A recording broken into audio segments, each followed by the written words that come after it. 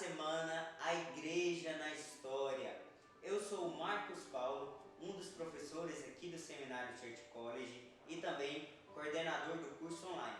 E estou muito feliz de ter você aqui conosco participando dessa semana, onde teremos aulas sobre como foi o desenvolvimento da igreja ao longo da história. E essas aulas e essa semana será 100% online, 100% gratuita. Então, se você ainda não se inscreveu, se você ainda não garantiu a sua vaga, corra, garanta, compartilhe esse link com seus amigos, porque essa semana será exclusiva apenas por alguns dias. Logo iremos fechar e essas aulas não estarão mais disponíveis. Então esse é o momento para você fazer a inscrição e participar dessa semana teológica. Bem, como que vai ser essa semana? Eu quero te explicar para que você possa absorver melhor o entendimento e o desdobrar das aulas e dos professores que aqui estarão. Nós queremos fazer para você nessa semana um desdobramento da igreja. A igreja, como que ela se desenvolveu na história passada, no ontem, e em um segundo momento iremos falar como que a igreja se desenvolveu no hoje, e em um terceiro momento iremos falar como a igreja se desenvolve ou se desenvolverá no amanhã. Então nós iremos tratar aqui com vocês história da igreja, iremos tratar aqui questões de doutrinas teológicas e também escatologia. Então fique atento, você não pode perder uma das aulas, porque as aulas estão conectadas umas com as outras, tá bom? Essa aqui é a primeira aula, você vai aprender sobre o desdobramento da igreja no passado. O que foi a igreja no passado, ou um evento, algo histórico que aconteceu no passado que seja importante para nós hoje, tá bom? Lembrando que essa semana teológica é apenas um alimento que estamos trazendo para vocês experimentarem, porque nós estamos abrindo nossas vagas para o nosso curso online. E talvez você não conhece os professores, você não conhece formalmente a teologia, e a gente quer te entregar esse conteúdo gratuito para que você conheça, e ao final dessa semana, se você disser que gostou do conteúdo, quer se aprofundar mais, você vai poder ser um dos nossos alunos e se matricular na nossa turma do curso online. Recados dados, simbora para a nossa primeira aula. Bem, eu quero conversar com vocês sobre o que aconteceu na igreja no passado. Eu quero destacar um evento muito importante da igreja no passado com vocês, para que a gente possa entender, junto com o que aconteceu no passado, aquilo que vai se desdobrar no hoje, na nossa segunda aula, e no amanhã, na nossa terceira aula. E o que eu queria destacar com vocês, é claro que a igreja, historicamente, teologicamente, de forma física, ela se estabelece a partir de Atos 2, né? Ali com a descida do Espírito Santo, e ali a igreja começa ali a se desenvolver com os apóstolos se reunindo, né? Ali até antes de Atos 2, se reunindo ali para orar, para que a promessa de Jesus se cumprisse ali, né? Ficar em Jerusalém até que do alto sejam revestidos do poder de Deus. Então naquele momento ali estava se iniciando os primeiros passos da igreja. Então, historicamente, a igreja física se começa a desenvolver ali em Atos 2. Mas nós entendemos que já é um plano de Deus desde antes da fundação do mundo, e nós temos, né, tipos de igreja, ou uma tipologia da igreja já no Antigo Testamento, com o tabernáculo, com o templo, né, com o povo hebreu ali desenvolvendo questões litúrgicas em relação a culto e adoração a Deus. Mas a partir de Atos 2, nós percebemos com esse estabelecimento físico da igreja muitas coisas importantes. Primeiro, é interessante você lembrar do contexto. A igreja aqui está sendo perseguida. Por quê? Oficialmente, para o povo hebreu, para o Império Romano, ali para o povo de Israel, a religião que era primordial ou aceita pelo povo era o judaísmo. Então a galera era judeu, né? E eles se desenvolveram, e esse judaísmo começou a desenvolver mais ainda no exílio babilônico, né? Você lembra de quando Israel foi dominada ali por Nabucodonosor e o Império Babilônico? Eles foram enviados, né? Houve essa dispersão dos judeus, e lá eles começaram a criar sinagogas, e a partir disso começou a se desenvolver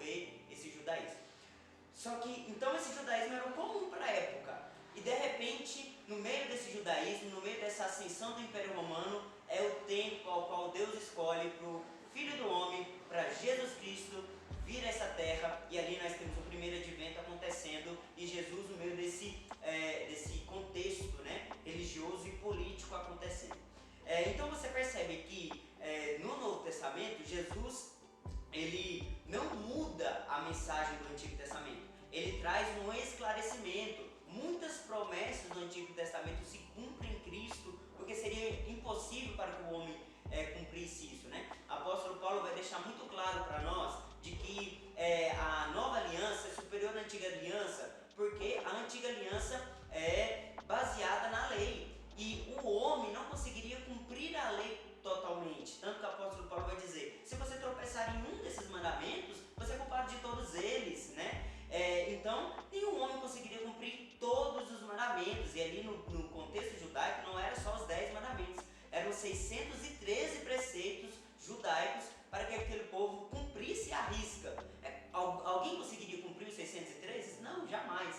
Então, o homem se tornava indesculpável, culpado diante da lei. E aí vem Jesus e disse, realmente o homem jamais conseguiria, por isso que a lei está se cumprindo em mim, e a lei se cumpriu em Jesus. Por isso que aquele grande versículo que muitas pessoas distorcem, né? Porque a letra mata, mas o Espírito vivifica. A letra mata é a lei. A lei matava aqueles que pecavam. Mas o Espírito, ou seja, a nova aliança, traz para nós esse entendimento de que a nova aliança nos vivifica, traz vida. Embora a lei nos mata, porque nós morremos em nossos pecados, mas Jesus, ele traz essa lei superior, a qual nos traz vida novamente e nos traz justificação, restauração, e nos aponta ali o nosso destino eterno com Jesus. Então, entendendo todo esse contexto, nós percebemos que a igreja está sendo perseguida. Aí imagine toda a religião judaica, todo o Império Romano, que também tinha aquela pegada de idolatria ao imperador e tudo mais. Imagine Jesus dizendo, não, você não precisa, Jesus de repente fazendo milagres no sábado, Jesus de repente dizendo, não, se você trair a sua esposa, se trair a sua esposa era errado no Antigo Testamento, deixa eu te dizer algo, você desejar uma mulher no seu coração, com o seu olhar, você já adulterou com ela. Jesus vem, não simplesmente muda, porque ele não está mudando a lei, ele está trazendo clareza, ele está completando essa lei, dizendo, talvez no Antigo Testamento vocês só não poderiam trair fisicamente, agora eu estou dizendo para vocês, desejar no coração já é uma traição. E aí você vê os judeus dizendo, quem é esse que está interferindo na lei? Quem é esse homem que acha que tem autoridade de mudar a lei de Moisés? Então você entende, né? Entendendo o contexto da época, entendendo a mentalidade do povo judeu, que era algo escandaloso para eles. E até algo interessante é que os judeus estavam realmente esperando o Messias, mas os judeus queriam um Messias político, que viesse restaurar politicamente eles, livrarem eles do Império Romano. Quem lembra de Lucas 24, quando Jesus está, após a ressurreição, os discípulos estão ali no caminho de Emaús, e de repente Jesus aparece e começa a conversar com eles e tal. E qual que é a primeira pergunta que aqueles caras fazem para Jesus? Jesus morreu, né? Até então eles não sabiam que aquele cara era Jesus, né? Mas eles dizem, nossa, Jesus morreu e nós pensamos que aquele era o Salvador que iria de fato redimir Israel. O que eles estavam esperando? Alguém para trazer libertação para o Império Romano.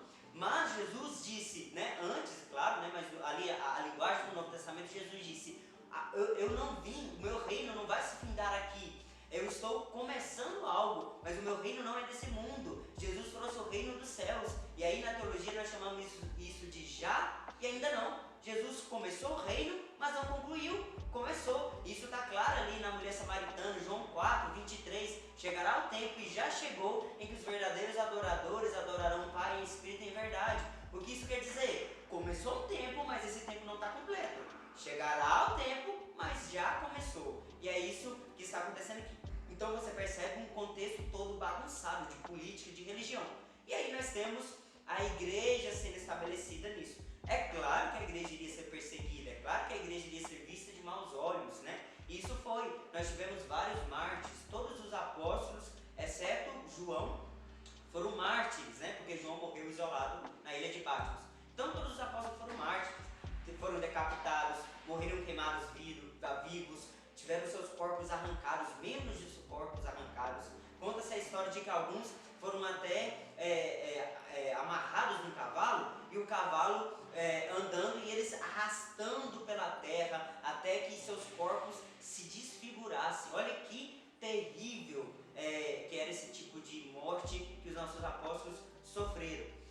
diante dessa perseguição, se perdurou ali até meados dos anos 300, né, no século IV, aonde Constantino, o imperador, vai dizer o seguinte: agora eu me converti, né? E aí na história se questiona se de fato essa conversão de Constantino de fato foi verídico ou foi uma questão política ou não, né? Isso ainda é questionável, mas em um determinado momento Constantino diz: me converti ao cristianismo e agora o culto está sendo liberado para o Império Romano. O culto cristão é liberado no Império Romano no ano 303 pelo Constantino. Posteriormente, alguns anos depois, no ano 384, não só o culto é liberado, como o cristianismo se torna a religião oficial do Império Romano. E aqui é muito interessante um ponto, porque nós temos uma mudança, né? É uma transição de uma igreja que era perseguida e agora de uma igreja que é aliada ao Estado. E é claro, por mais que nós sabemos o que aconteceu no passado, né, nós já vimos o que aconteceu na história, mas era fácil você perceber que essa união do Estado com a igreja não daria bem, né? Porque nós temos o Estado preocupado com questões políticas, governamentais, e a igreja preocupada com a salvação e a exposição bíblica, né? Com a pregação do Evangelho. Então, por mais que nós temos dois hemisférios que estão servindo a sociedade, mas são aspectos diferentes, né? Aspectos diferentes.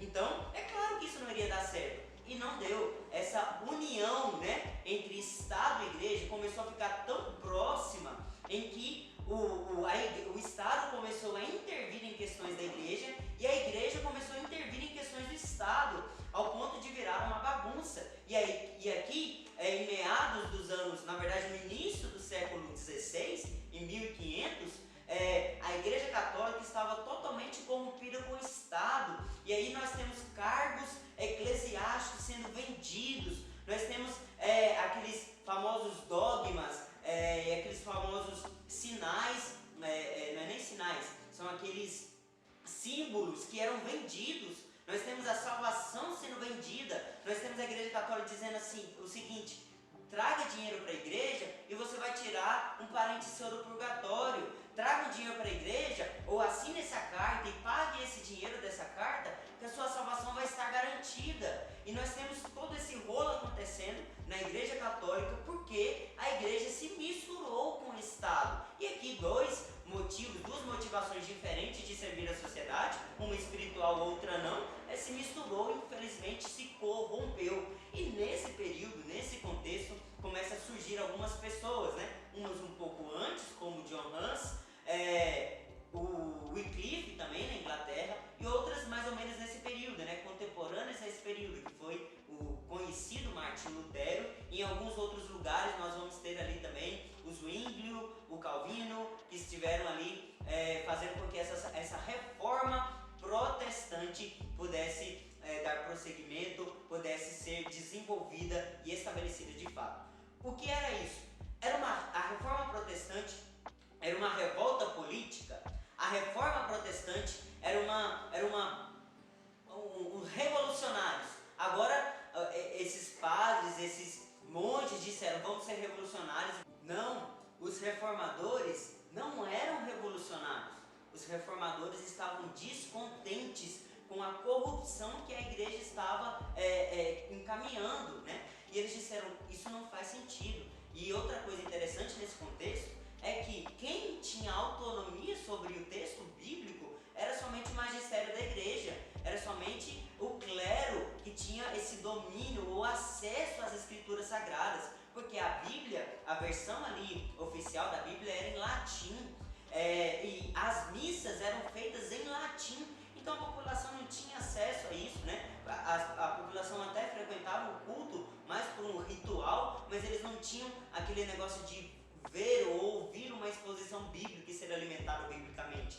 Eles tinham que participar de uma ritualística em latim, né? E aí os reformadores já estavam descontentes e usados por Deus. Está errado isso. Nós precisamos entregar a Bíblia na mão do povo. Nós precisamos que esse povo tenha acesso à Escritura Sagrada. Nós não podemos deixar que o magistério corrompa a igreja, vendendo os cargos, vendendo salvação. sendo que nós entendemos que a salvação não é vendida, não é por mérito nosso. E aí foi aquele boom com Martinho Lutero, que provavelmente você já escutou aquela história, de que ele estava atordoado, né? De repente clamando ali para que Deus expulsasse os demônios, porque ele estava sentindo os pecados e ele não conseguia se sentir santo, até que de repente, lendo Romanos, no capítulo 1, no versículo 17, se não me engano, ele vai dizer o seguinte, que o apóstolo Paulo disse, né? E aí ele vai se deparar com esse texto: o justo viverá pela fé. E quando Martinho Lutero vê esse texto, ele fala: é isso, o justo vive pela fé. Eu estou tentando me sentir santo por meus méritos, mas eu não consigo. E ele disse: eu não vou conseguir, mas pela fé o Senhor me tornou justo. E a partir disso, Martinho Lutero, né, e com o trabalho de outros pré-reformadores, como John Hus, como Wycliffe, ele disse: não, nós precisamos voltar, nós precisamos, a igreja está se distanciando da sã doutrina, e nós precisamos trazer ela de volta. Foi daí que Martinho Lutero começou a desenvolver as 95 teses, foi lá no castelo de Wittenberg, pregou as 95 teses e disse: nós precisamos discutir isso. Só que a igreja estava irredutível, a igreja não quis discutir isso, tanto que Martinho Lutero teve que se refugiar. Martinho Lutero ficou alguns tempos escondidos, traduzindo o Novo Testamento na língua alemã para que o povo, né, tivesse acesso à Bíblia Sagrada. E nós percebemos todo esse contexto cabuloso acontecendo aqui nesse período.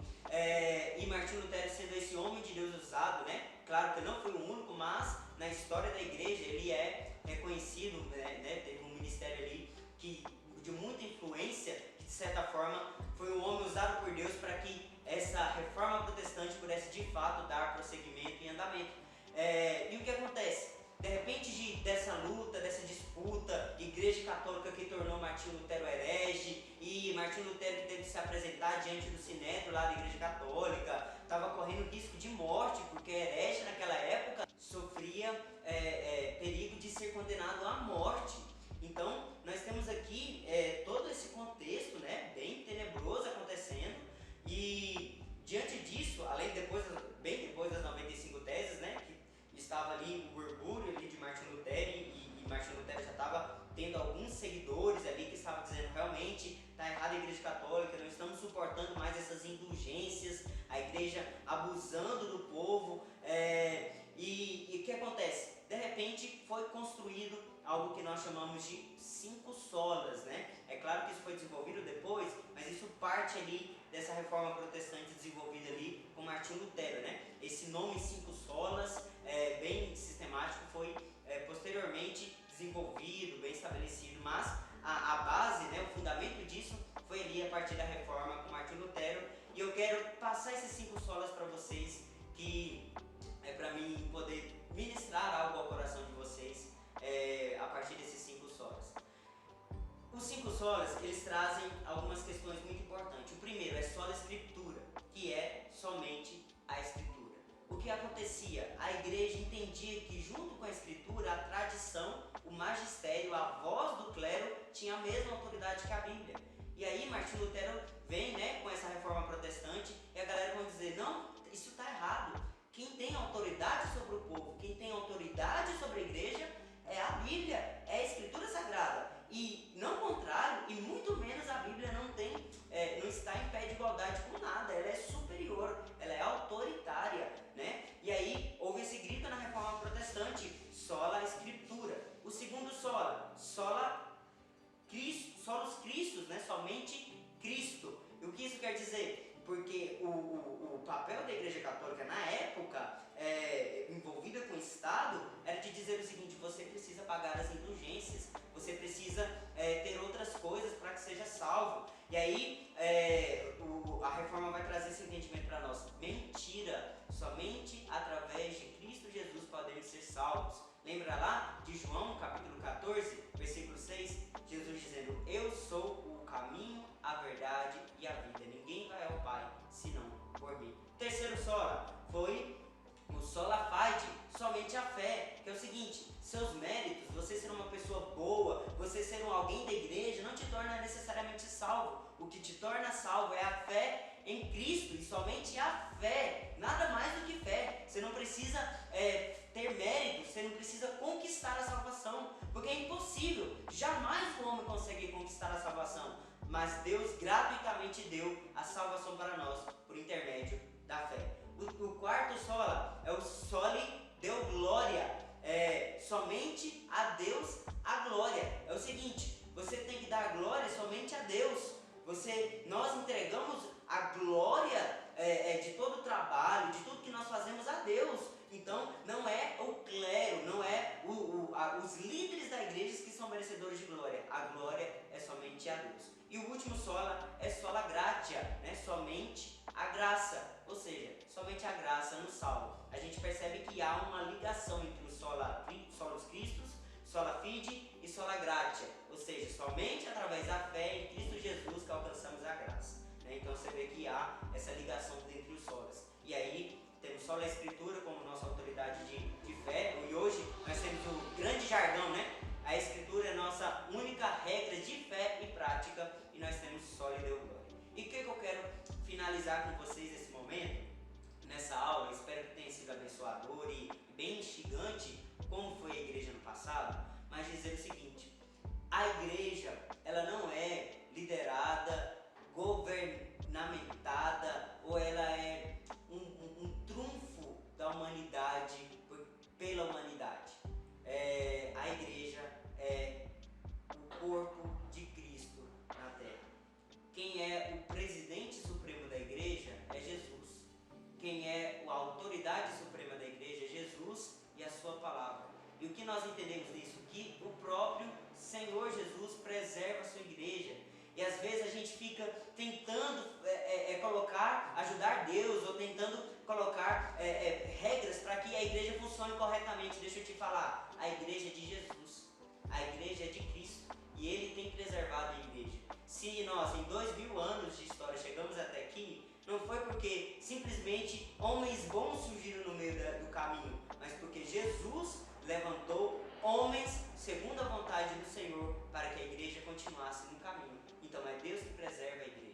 Uma dúvida que muitos têm, talvez possa ser a sua, mas eu tenho tanto medo de cair em algum erro, eu tenho tanto medo de cair em uma heresia, eu tenho tanto medo de estar em um lugar onde a verdade não é ensinada. Deixa eu te falar, sabe como que você foge de erro e de heresia? Quando você olha para a igreja no passado, quando você olha para a história da igreja, homens morreram para que o estudo teológico, o estudo da Bíblia pudesse estar acessível para mim e para você hoje. Então, antes de você ser contaminado por um insight incrível da sua cabeça, olhe, estuda a história da igreja, veja o que outros homens já disseram, e assim você possa calcular. Porque deixa eu te falar, se em 2000 anos de história ninguém trouxe, ou ninguém teve um insight que você está tendo agora, não vai ser eu, não vai ser você que vai ter um insight que 2000 anos de história, tantos homens construíram tantos estudos e nunca tiveram esse entendimento.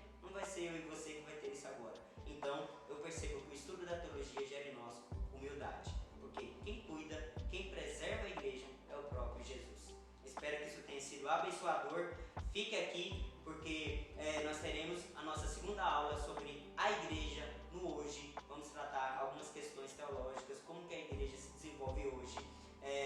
Espero que tenha sido abençoador. Deixe seu comentário aqui e qualquer dúvida estaremos à disposição. Sejam muito bem-vindos à Semana A Igreja na Escola.